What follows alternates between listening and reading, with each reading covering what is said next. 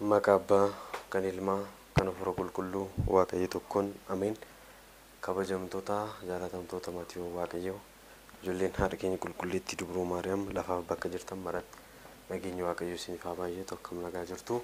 Ani nagaa kuutii Waaqayyoof haa galatu. Egaan arjummaaf dhiifamni Waaqa keenya araarsummaan Dubroo Maariyaam eegumsi ergamootaa kadhannaan qulqullootaa hunda kan caalu jaalalaa Waaqayyoon jaalala duuka buutotaa nuuf haa kennu jecha. Akkam nagaa jirtu hundumti keessan xinnoo sinirraa fagaadheen ture haala tunaaf mijajuu didee kanaaf har'a immoo deebi'eera. Egaa guyyaa har'aa kana immoo asumaan ergaa cimaa tokko isiniif dabarsaa. Egaa akkuma mata duree isaarraa argitan immoo amantaan badhaadhina jedhamu kun maal akka ta'e wajjin ilaalla jechaadha. Egaa amantaa badhaadhina jedhan kana ani gonkumaan beeku ture. Amantaa hedduudha tokko tokkoon isin bira nan gaha.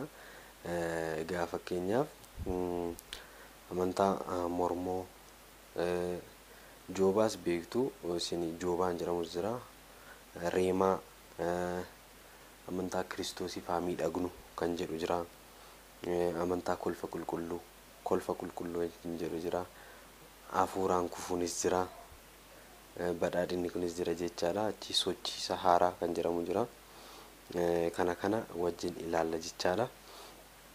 Kutaadhaan ilaalla. Egaa anarraa eeggachuurra immoo amantaan kun maalummaa isaanii maalidha isaan isa jedhu barachuuf immoo maaltu isinirraa eeggama?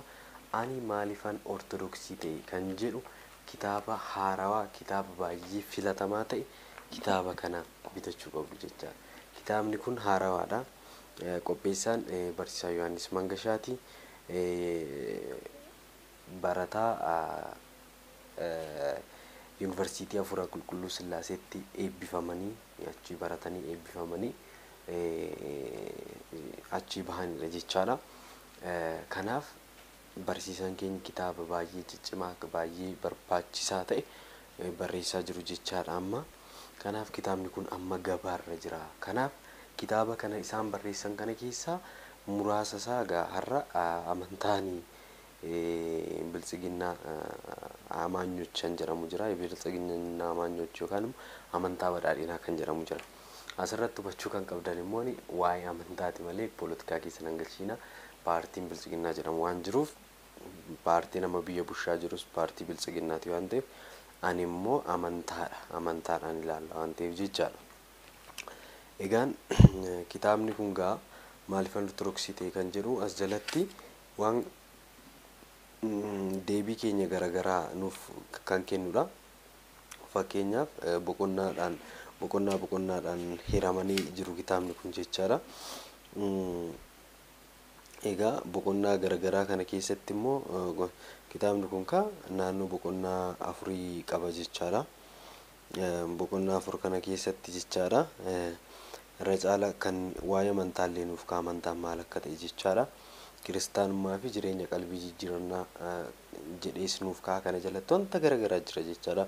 Ortodoksii amantoota biroo irraa maaltu adda ishee taasisa isa jedhu bakka inni guddaan immoo kana as jalatti ni arganna.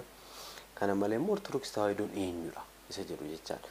Egaa walumaa galatti kitaaba kana hundasaa amma dhumutti koorsii guddaa waan ta'eef kitaabni kun kitaaba kana wajjin tintin goone seeraan hiiknee wajjin ofii keenya jechaadha. Kitaaba barsiisaa keenya kana sirriitti baranna jechaadha. Kitaaba kana qofa dubbisuun bakka nama guutuu nama taasisa. As jalatti waan baay'ee arganna waan ta'eef. Kana malee immoo amantaan biraallee barnoota amantaa biraa dubbii waaqummaa irratti jechaadha. Dubbii waaqummaa irratti amma madaallii dubbii waaqummaa irratti barumsa amantaalee biraa fakkeenyaaf amantaan kaatolikii maal barsiisa, pirootestaantiin maal barsiisa, joobaa, taaddisuu, waaqeffataa warroota amma jennu kun maal akka isaan jedhan wajjin ilaalla jechaadha. Kanaaf egaa guyyaa har'aa kana akkuma isiniin jedhe amantaan badhaadhina የብልጽግና አማኞች kan jedhu sun jechaadha. Isaa egaa namoonni kuni kitaaba qulqulluu harkatti baatu kitaaba qulqulluu maallaqa argatan wajjin walitti fiduun wal qabsiisuun jireenyi isaanii hundi guutummaan guutuutti waa'ee qabeenyaa fi waa'ee qabeenyaa qofaa waa'ee birrii waa'ee bakka guddinaa waa'ee mana jireenyaa fooqii garaagaraa bakka walumaa galatti waa'ee jireenya biyya lafaati jechaadha. kan isaan bu'uura godhatan immoo lammaffaa Qorontos boqonnaa 8 lakkoofsa 9 irratti kana bu'uura godhatu jechaadha. Dureessa yeroo ta'u isin immoo hiyyummaa isaatiin dureessota akka taataniif waa'ee keessaniif hiyyoome isa jedhu kana yaanni isaanis kitaaba qulqulluu wajjin wal simsiisuuf tooftaalee armaan gadii kana fayyadamu jechaadha. Tooftaaleen kun maalidha? Wangeela Yohaannis boqonnaa 1 lakkoofsa 39 irratti duuka buutonni Waaqayyoo dhiifama duuka buutonni Yohaannis isa cuuphaa jechaadha. Gooftaa keenya Yesuus Kiristoos yaa gooftaa bakka kam eessa jiraattaa jedhanii isa gaafatu. Yesuus Kiristoosin jechaadha. Innis maal jedheeni koottaatii ilaalaa jedhe. Koottaatii ilaalaa jechuun isaa kuni bakka jireenya isaa, mana viillaa, bakka ciisuu, bakka mana isaa isa miidhagaa, isa bareedaa, qabeenya isaa sanuun mana isaa sun dhufanii akka ilaalaniif koottaatii ilaalaa jedhanii barsiisu jechaadha. Isaanis mana isaa gaarii kana itti agarsiisuuf koottaatii ilaalaa ittiin jedhe jechuun barsiisu jechaadha. Inni lammaffaan ammoo Yesuus tajaajila hamma sana guddatu gaggeessuu kan danda'eef wanta maallaqa gahaa ta'e waan qabuufi dabalataanis maallaqa qabaa kan ta'e Yihuudaanis kan maallaqa hataa ture wanta maallaqa hedduun jiruuf ture jedhu. Fakkeenyaaf ilaalaa amantaa badhaadhinaa kana keessatti Yihudaan qabaa maallaqaa ture. Namoonni hedduun immoo Kiristoos duukaa deemu gabaan 5 jechaadha. Inni tokko gabaa 5 jechaan bakka 5tti nama gosa 5 jechaadha. Hubadhaa. Namoota gosa 5tu jira gabaa 5 yeroo jennu gabaan tokko bareedina Kiristoos ilaaluuf duuba deema. Gabaan inni tokko Kiristoos yeroo nyaata xixinnoo masoobii meeqatti jijjiiru qurxummiilee baay'isu kan argan waan ta'eef nyaataaf duuba deemu. Gabaan tokko immoo raajii dinqii inni hojjetu ilaaluuf duuba deemu. Gabaan inni tokko immoo dubbii sobaa irraa funaaf yookaan immoo isatti guufuuf ta'uuf duuba deemu. Gabaan inni tokko immoo isarraa barachuuf duuba deemu jechaadha.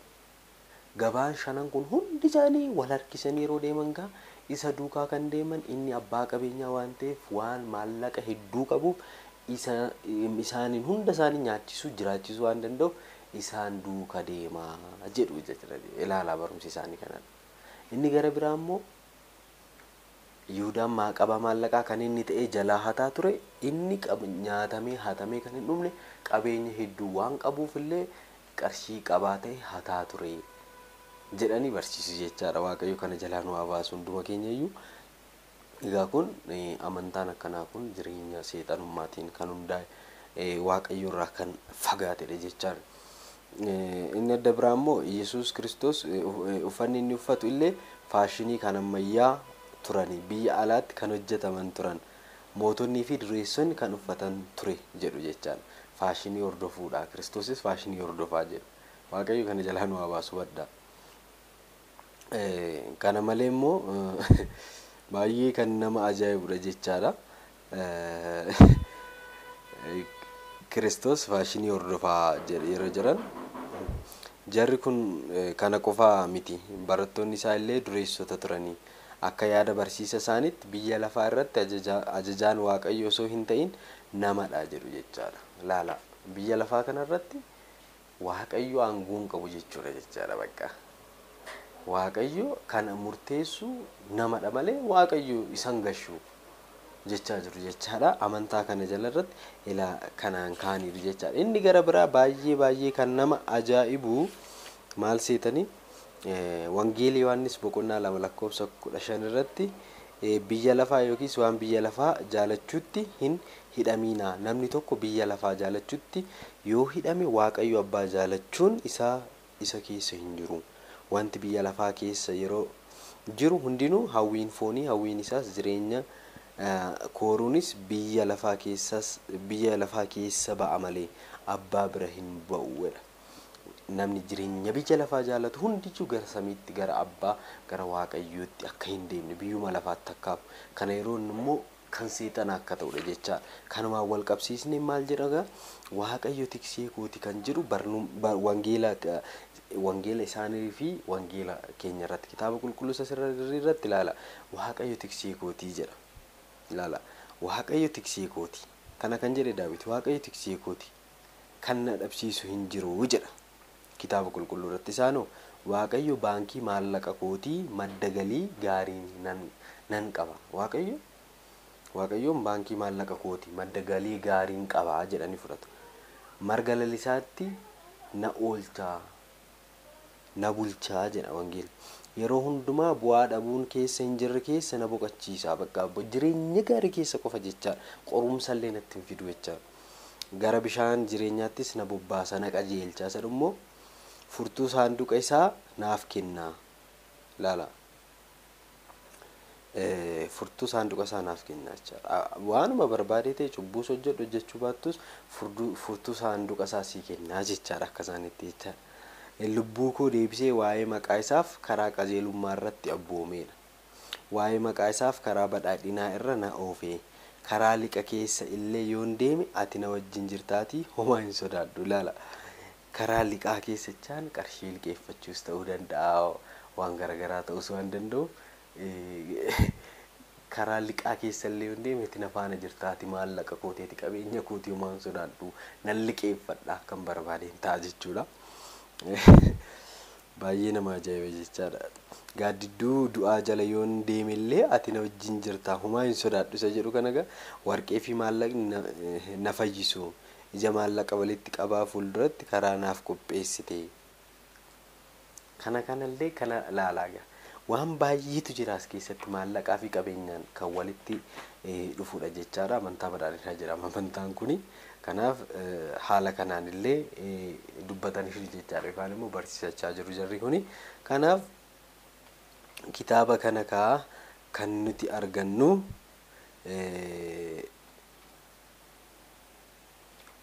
yeroo muraasa bichaadha. Bakka kanaan booda kitaabni akkanaa kun booddee dhabamuu danda'a. Maaliif hunduu lafa hin bu'u jechaadha. Kitaaba kana barbaachuuf kiiloomeetira meeqa biyya biraarraa gara Finfinnee dhufanii kan bitaa jiran namoota hedduutu jira waan ta'eef ammaaf kitaabni kun eessatti argannaa jechuu ni dandeessu. Kitaabni kun ilaalaa kitaabni kun kana fakkaata ashiinis kana fakkaata jechaadha. Kitaaba kana kan argattan amma Libaanos warroonni Beeruut Libaanos jirtan kitaabni kun achi dhaqqabeera waan ta'eef warroonni achi jirtan argachuu ni dandeessu. Kana malee Dubaay, Qaataar bakka garagaraa warroonni jirtan kitaaba kana yoo Waaqayyo jedhee nama itti erginu yoo qabaanne isiniif ergina isin qaqqabaa. Kana malee immoo biyya keessatti namoota ergisiistanii bitachuu yoo barbaaddan keessaan nu dubbisa. Kanaaf egaa immoo namoonni kitaaba kana fudhachuu barbaadan biyya garagaraa teessanii kitaaba kana namoota bitatan walitti nuuf qindeessaa. Baay'ina keessaniin kitaaba kana isinii erginaa. Kitaaba kanaan seenaan keessan ni jijjiirama. Ilaalcha amantaa keessaniif qabdan ni sirrata. Kanaaf gaaffii kan isinitti ta'e bara jireenya keessan guututti gaaffiin keessan isiniif deebi'a waan ta'eef kitaaba kana akka bitattan isiniin jedha. Kanaaf yuugaa kitaaba kana warroonni bitachuu barbaadan akka wal qindeessitan maqaa Waaqayyootiin isin gaafanna. Kanaaf gaa kitaabni kun kana fakkaata. Egaa maalummaa amantaa kana amma bu'uura isiniif akka nama isinitti himetti gaa kitaabni kun haaluma kanaan qabeenyaan kan walitti dhufedha jechaadha. Arjummaa fi dhiifamni kee baroota koo hundatti na wajjin deema isa jedhu kitaaba qulqulluu irratti isaan immoo maa jedhu gaarummaan kee fi beenyaan kee yeroo hundumaa baroota koo keessatti na duukaa bu'u jedha. Bara baraan maqaa Waaqayyoon biizinasii nan hojjedha. Maqaa Waaqayyoo keessa bara baraan nan jiraadha isa jedhu mana Waaqayyoo keessa bara baraan nan jiraadha isa jedhu maqaa Waaqayyootiin bara baraan biizinasii nan hojjedha jedhanii kan kaa'anidha. Kanaaf gaa Waaqayyo kana jalaan waa baasu amantaan Oromoo kan jedhamu ni jira waan garagaraa tura isas wajjin ilaalla. Egaa viidiyoo kana akka sheer gootan abdiin qaba. Sheer godhaa sirriitti jecha gruupii qabdan waan qabdan garagaraa irratti sheer akka gootan isiniin jedha maqaa Waaqayyootiin barnoota gaarii barattaniittu. Egaan hundumti keessaniyyuu maqaa Waaqayyootiin bakkuma jirtanitti ammas irra deebiin kitaaba kana egaa hawwiidhaan eeggadhaan isiniin jedha. Kan nu barsiise kan nu gorsi maqaa Waaqayyoo kan kabajameef kan ulfaateef yaa ta'u Waaqayyo akka arjumaaf dhiifama isaatti nu wajjin yaa ta'u galatooma ulfaadha kabajamaan isiniin jedha. Nagaadhaa subscribe gochuu hin dagatinaa galatooma.